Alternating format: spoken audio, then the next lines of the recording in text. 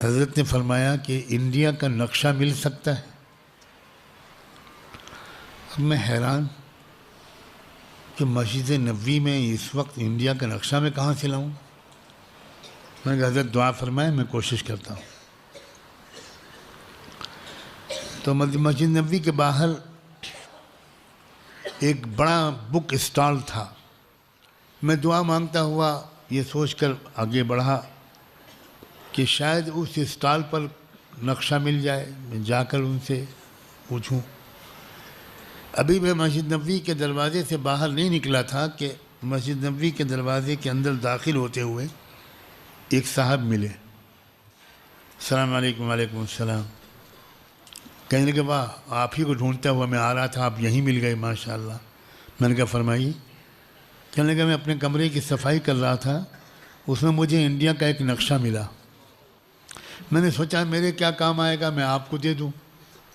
اللہ اکبر. میں نے کہا یہ ہے اللہ کے بندوں کی توجہ اور ان پر اللہ کی توجہ. میں خوشی خوشی تیز قدموں سے چلتا ہوا حضرت تک پہنچا. حضرت دیکھ کر مسکرائے اور پھر نقشہ کھول کے بیٹھ گئے. اس وقت تک میرا قیام لکھنؤ ہی میں تھا. میں نے تو نیرل اور ممدہ پور کا نام بھی نہیں سنا تھا، اس جگہ کو میں جانتا بھی نہیں تھا. حضرت کچھ دیر تک نقشے کو دیکھتے رہے اور ایک جگہ پر انگلی رکھی. کہا یہ جگہ کون سی ہے؟ میں نے کہا کہ میں اتنا جانتا ہوں کہ یہ کوکن کا ایریا کہلاتا ہے. بمبئی اور پونا بڑے شہر ہیں، یہ ان کے بیچ کی جگہ ہے جہاں آپ نے انگلی رکھی ہے. کہنے لگے مولانا آپ یہاں اپنا مرکز بنائیے. اللہ، میرے تو پسینے چھوٹ گئے، اس لیے کہ لکھنؤ چھوڑ کر آنا میرے لیے بالکل ممکن ہی نہیں تھا. وہاں ادارے چل رہے تھے، الفرقان کا دفتر قائم تھا، میرا گھرانہ وہاں آباد، لیکن بڑوں کا حکم. تو میں نے مولویانہ شرارت، سن لو مولویو، تم لوگ جو ڈنڈی مارتے ہو ہم بھی کبھی مارتے تھے. تو ہم نے وہ ڈنڈی مارنے کی ناکام کوشش کرتے ہوئے یہ کہا کہ کبھی کبھی چلا جایا کروں گا. تو حضرت ہنسے. ہاں شروع میں کبھی کبھی، پھر مستقل.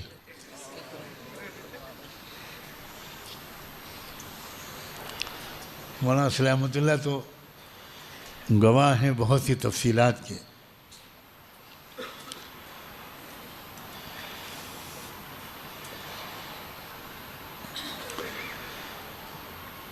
اللہ اکبر. اللہ اکبر. اللہ ہمیں اپنے بڑوں کی قدر نصیب فرمائے، ناقدری کے سب سے بڑے گناہ سے بچائے.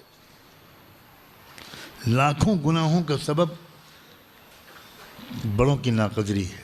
ایک یہ گناہ ہزاروں نیکیوں سے محروم اور ہزاروں گناہوں کا مجرم بنا دیتا ہے.